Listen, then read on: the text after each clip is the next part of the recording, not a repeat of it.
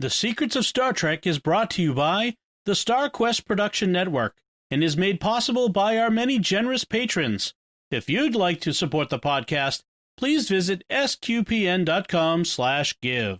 You're listening to The Secrets of Star Trek, episode 120. Captain to bridge. Spock here. Make it so. Surrender is not an option.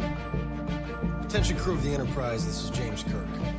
We are all explorers, driven to know what's over the horizon, what's beyond our own shores. We would have helped you get home if you had asked. That's who Starfleet is.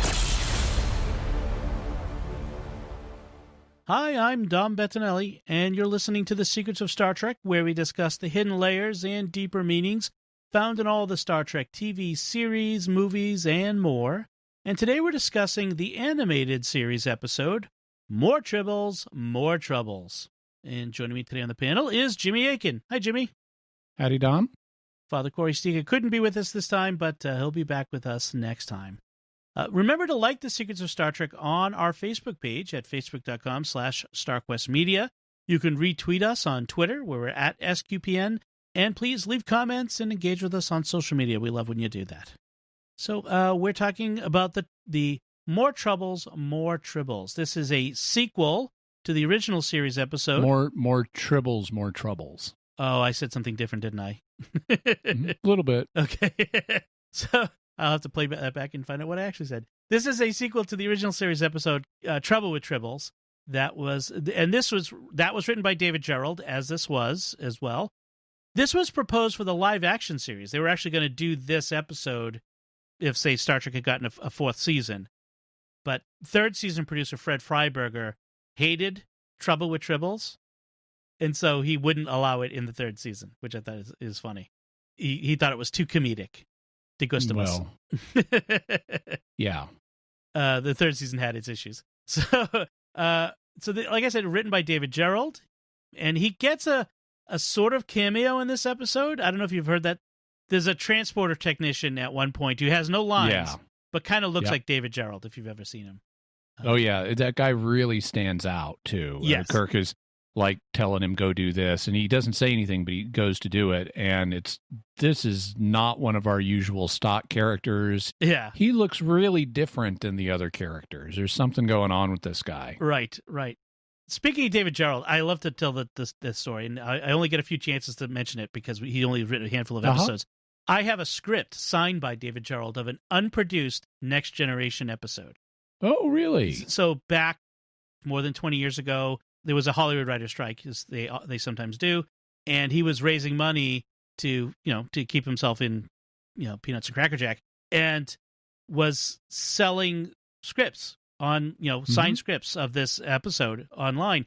This is before eBay, before this. I think this was on CompuServe. I bought this, and so I sent him some money. He sent me the script, and I have this signed David Gerrold script, which is unproduced. So what's it called? Oh gosh, they got me now. I have to dig it out. I'll dig it out, and I'll put this online. But I'll put it in the show notes. Some information about it.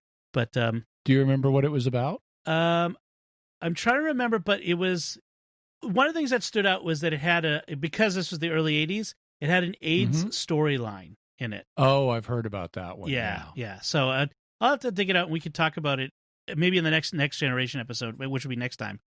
I'll bring it up, and we can. I should have thought of it. I only just thought of it just now as we were talking about it, but sure. But I should have brought that out. So the other thing to mention about this episode is the continuing problem with the animated series, which is the Tribbles are pink, the Klingons are pink, all the things are pink, because the director, Hal Sutherland, was colorblind, as we've mentioned before. So when you watch this or you see pictures online, that's why everything is pink.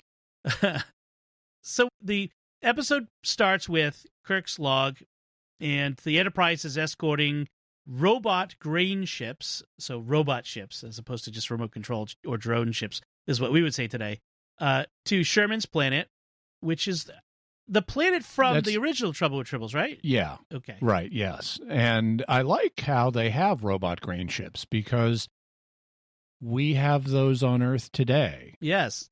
You don't need a crew for everything. if it's a relatively simple trade route, you can just have it done automatically, whether it's, and we will have more of these in the future, but already we have like automatic driving trucks to deliver stuff and ships and things like that. So this makes sense. We're definitely going to have that if we ever have starships. Yes. But here's what I don't like. They're hauling quinto triticale. Yes. So quattro triticale was the special space wheat from the Trouble with Tribbles. Yes. And quattro obviously is better. It's like they've got four lobes or something. Yeah. But now you always got to up things in the sequel. So we can't have, quattro triticale isn't dramatic enough. We've got to up it to quinto triticale now. By the time of next gen, it's got to be like dodeca triticale, and the heads of the wheat are falling on the ground. And it's like, come on, quattro triticale would have been perfectly fine. It would have been, because it's never mentioned otherwise. There's no other reason for it. Yeah. And they find a Klingon battlecruiser is chasing a Federation ship, or a small scout ship of Federation origin. That's like obviously built in the Federation. The Enterprise needs to beam out the occupant of the ship, and it takes forever. Like in the process of the really? Yes. Yeah, in fact, they don't materialize the guy till after all the drama is over. Yeah, so this is like a 24-minute episode or something. Yep. It's in, and they don't get the guy beamed in until the 7-minute mark. Right. So this is a third of the way through the episode. The first entire third of this thing is drama with the Klingons and their super chocolate fudgy new weapon that isn't going to be as great as they think. Yes. But it is some kind of stasis field that doesn't really freeze time, but does stop them from doing almost anything. It knocks all of the weapons and engines offline, which is what's the important thing. Yeah. But it keeps them from integrating the transporter. So they've got this guy, they don't know who it is. Yeah. That doesn't beam in until a third of the way through this. Right. So we have no Tribbles involved in the first at all. Yeah. In the first third. It's all Klingon drama. And all we know is that the pilot of the scout ship is accused of ecological sabotage, which is very 1970. Yes. That was, if you look back in the original. Now, eventually we get this line in Deep Space Nine where Worf is talking about Tribbles and he says, "They were an ecological menace, a plague to be wiped out." Right. And that's a callback to this episode where for the first time we have Tribbles connected with ecological disaster. But back in this early 70s when this was done, ecology was a big thing and that was the language of the time. And this episode is what introduced that, because if you look back in the original Trouble with Tribbles episode, Tribbles are a nuisance, but they're not considered an ecological menace. In fact, the word ecology or ecological does not appear in the script. Interesting. But it does kind of play into the old idea of we're going to run out of food. Like that was a big thing in the 70s is we're overpopulating and there's not enough food and we need to, and the environment was going to kill us. And so, yeah, you're right. This is a very 70s sort of plot. Yeah, and I think it's even more than us running out of food, because the Tribbles, if you release them in an environment, they're going to outbreed everything else in that environment. Yeah. They're going to eat all the food they want. They're going to undermine the entire ecosystem. Right. So the Klingons are demanding that Enterprise turn over the pilot of this ship. Kirk says the first Klingon to step aboard the Enterprise will be the last Klingon. I'm not sure what that means. The last Klingon to step aboard? I'm going to kill the first one. Yeah. So not literally the last Klingon anywhere, but the last Klingon to step aboard the Enterprise. Yeah. It was kind of an odd phrasing, but now I think about it, yeah, that makes sense. So Kirk's plan is to use the grain ships to ram the battlecruiser, or to at least appear to make that they're going to ram the battlecruiser, to force the Klingons to also shoot them with its new weapon too, thus overloading their engines because the new weapon is a super drain. Not sure why the Klingons don't just blast the grain ships, but maybe they don't want to start a war. Maybe that's what he's counting on. Well, No, it also, the power drain, according to Spock, is so severe on their ship that they're basically immobilized too. Okay. So, yeah, all they can do is shoot more of the new energy weapon. Yeah. So technically, the way you would use this, even though this doesn't seem to occur to the characters in the episode, is you would have your stasis ray ship right that would be immobilizing a Federation ship, and then you'd have other Klingon ships come in for the kill. Okay. Yeah. Just like you would have the reverse of the tactic that they're trying to use on the Klingon ship. Right. Yeah, a swarm tactic. So the Klingons have to go away because they've overloaded their engines, and they manage to beam aboard the pilot of the ship, and it's Cyrano Jones from Station K7, who are the original guy with the Tribbles, and we have a brief little dialogue that explains for anyone who didn't see the original episode what's going on, gives them a little synopsis.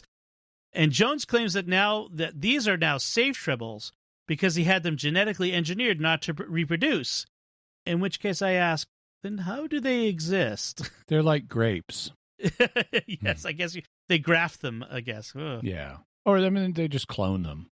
Yeah, I guess. So we're a third of the way into this episode now. The original Trouble with Tribbles, it was a comedy episode. Right. And it was beloved for that fact.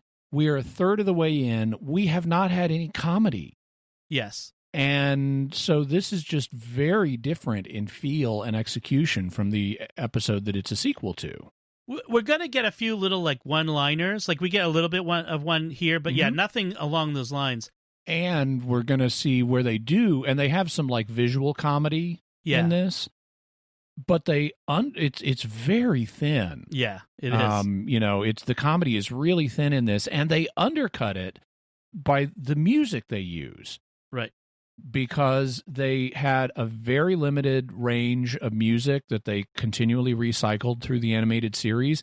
And while they do have one comedy stinger, it's not the wah, wah, wah, but it's kind of like that. It's this is the moment to tell you this is a comedic moment. This is the music to tell you this is comedy. Right. They can't use it for every single joke they do. So they use it. I caught it like once in this episode. It may be there more than once, but I caught it once. But what I really noticed is they're using their standard drama music under what's supposed to be funny. Yeah. And it just really makes the comedy in this episode fall flat. I know. It's unfortunate. This really could have been a good live-action episode, given a little more time and better direction and, a little more effort. But yeah. So anyway, Cyrano Jones produces a Tribble Predator for the first time. He calls it a glommer, and he shows how it works by setting it over a Tribble, although they don't show us, the audience, what it does, because it's kids' Saturday morning cartoon. But McCoy says, well, at least it's neat, which I actually thought that was a pretty funny line. Yeah, what the glommer, it's a nice alien design. It does not look like any Earth creature. Yep. It's red. Its main body is spherical, which kind of makes sense if it's a Tribble Predator, because it's kind of the shape of a Tribble, except it's got legs, so it can stand over a Tribble and lower its main body down over the Tribble to eat it. Right. And it's got a couple of eyes on what look like prehensile eye stalks and some little horn spikes on its top of its head to show us it's a predator. And it's pretty cool looking. It's a nice little alien creature, and you see how it works. It lowers itself over the Tribble and opens its mouth and eats the Tribble in one big gulp. Yes. Which is what it would have to do. And it would have to be hungry. So Jones says he was being chased by the Klingons because he'd been selling Tribbles on a Klingon world, which seems like a bad idea because Tribbles and Klingons hate each other. And he says he didn't know it was a Klingon world. Right. It's like, okay, how do you not know that? So McCoy examines the Tribbles and confirms that they don't reproduce. They just get bigger. They get fatter, he says. And that can happen with some things that don't reproduce. I had a cat once that we, neutered. And, I mean, not us personally, but took it to the vet and had the vet neuter it. And it got enormous. I mean, and not just fat, but enormous. There was like a hormonal change, and this became the sumo wrestler of cats. Yeah. In fact, one of my friends compared it to like, this is a cat the Flintstones would own. It is enormous. So Kirk says, I'm less concerned with Tribbles. I'm more concerned with the Klingon weapon, but Spock confirms that it leaves the Klingons as helpless as their prey, so it should not be of too much concern. One of the grain ships in the battle was damaged. The engines were damaged, so they've transferred all the grain from the damaged grain ship to the Enterprise, and now it's filling all the corridors in barrels and all the cargo holds, and plus they still need to protect the other grain ship. So those are Chekhov's barrels, shall we say. Yep. I noticed Spock says sensors in the same way as that Admiral on Lower Decks. I know. I was going to note, Spock is all over the sensors in this episode. Now it makes me wonder if that's what they were referencing in that episode of Lower Decks. I don't know that they were referencing this episode specifically, but people have said sensors in the history of Star Trek. Yeah. So I think that's what they were playing with. Yeah, maybe Nimoy specifically, which it would be kind of funny. Yeah. So the Klingon ship comes back, and in order to prevent Kirk using the same maneuver, they disable the grain ship first, the remaining grain ship, and then come after Enterprise. And this was smart. I like how they had Spock point that out, that this is what they're going to do. They're going to come back and they're going to disable the grain ship first. Yes. To keep us from doing what we did before. Yes. And in the course of the battle, the grain in the corridors spills, which, of course, the Tribbles start eating. And I like how they just show us this without telling us. Yes. First. I mean, we could have had some line of, Captain, the barrels are broken open and the Tribbles are starting to feed and grow larger, and they just showed it to us. Yes. Instead of telling us that. I really like that.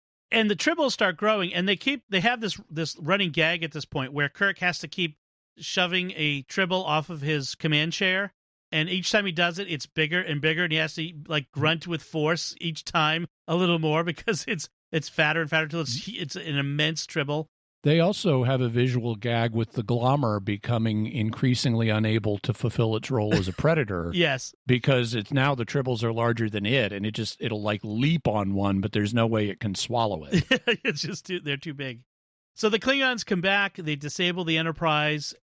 The Klingons prepare boarding plan B, while the Enterprise starts defense plan B. There's lots of plan Bs, which apparently consists of beaming the Tribbles over to the Klingon ship, which is what they've done before. And this is where we got a big gaping plot hole, because Kirk tells Koloth that he's immobilized his ship just even more than you've immobilized us. Yeah.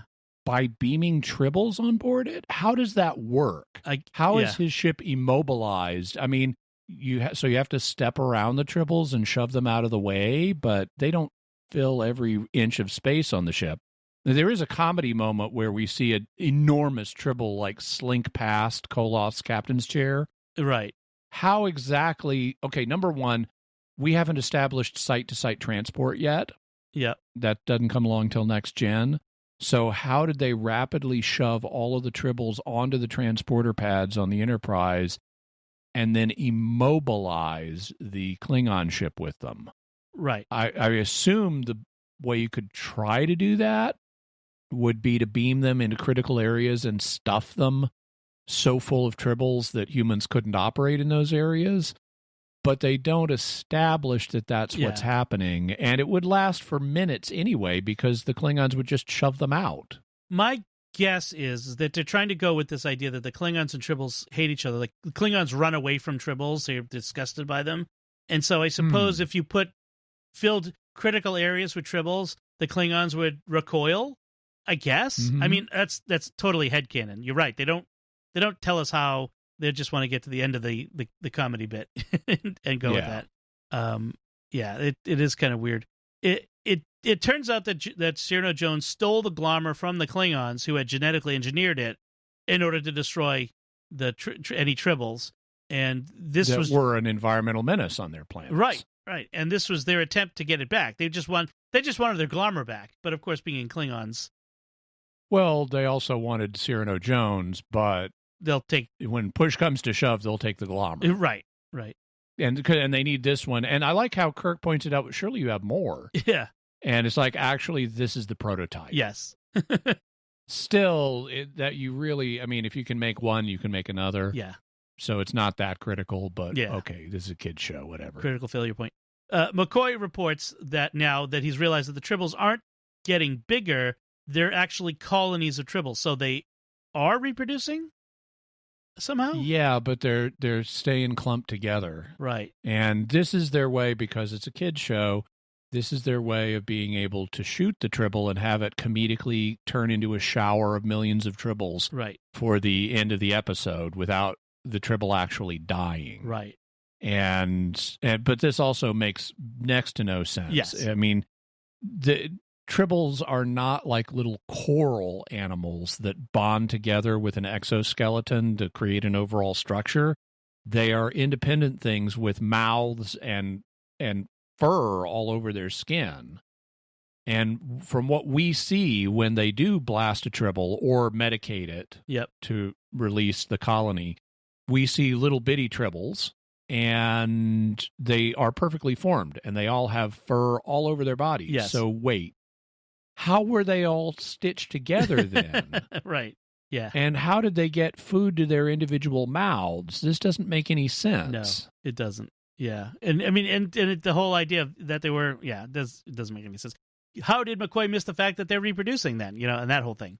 Anyway. Yeah, and then at the end he says, now that we've treated these and we've down-regulated their metabolism so that they won't be eating the food like crazy, now they are safe. Yes, apparently. Kirk goes to look up into Jeffrey's tube where there's a giant Tribble, says, "Oh, you missed one, Bones." And McCoy says, "Oh, no, I got it." But Kirk, it hasn't, and then it suddenly falls apart. And a shower of Tribbles comes down out of a compartment above him and buries Kirk. Because you can't have an episode with Tribbles without having Kirk have a Tribble shower. Yes. Happens every single time, even in Deep Space Nine. Deep Space Nine. And then we have the departing line and so on and forth. And then the horns of comedy. And we end the episode. So as an animated episode, it was amusing. It wasn't great. Mm-hmm. There have been greater ones, and there will be worse ones. To me, this is kind of a middling animated episode. Yeah. I like that it has Tribbles. I really like the glommer. Yes. And as a kid, when I first saw this back in the 70s, the glommer was great. Right. And so, I mean, it's not just it's not a little pink horn dog. Yes. It really looks alien. That's the thing that made animated series so great, is they could do things, like we've said before, that you couldn't do in live action. But watching it as an adult, it's kind of middling. It's played wrong. Right. This should have been a comedy episode just like the original with some drama, but they went way too far towards emphasizing the drama and not nearly enough comedy. Yeah. Frankly, a better Tribbles episode is the Short Treks episodes, The Trouble with Edward. Yeah, which is played for comedy. And comes off very well. Yeah. Now, if you want to do an animated, I would be interested to see what Lower Decks would do. They've got to do it. They're going to have to do a Tribbles episode. Yeah, that will be good. I think that about does it for this episode. So let's take a moment to thank our patrons who make it possible for us to create The Secrets of Star Trek, including Ralph E., Angie S., Stephen K., Greg G., and Paul C. Their generous donations at sqpn.com/give make it possible for us to continue The Secrets of Star Trek and all the shows at StarQuest. You can join them by visiting sqpn.com/give. We'd also like to thank Victor Lambs, who edits the show for us every week. So that's it from us. So what did you think of More Tribbles, More Troubles? Where does it stand in your ranking of Tribbles episodes? You can let us know by commenting on the show at sqpn.com/trek, or our Facebook page, facebook.com/StarQuestMedia, or send an email to trek@sqpn.com. We'll be back next time when we'll be discussing the Next Generation episode, Lonely Among Us. Until then, Jimmy Akin, thank you for joining me and sharing The Secrets of Star Trek. Thanks, Dom, and live long and prosper. And once again, I'm Dom Bettinelli. Thank you for listening to The Secrets of Star Trek on StarQuest. And remember, you've got to admit, if we've got to have Tribbles, it's best if all our Tribbles are little ones.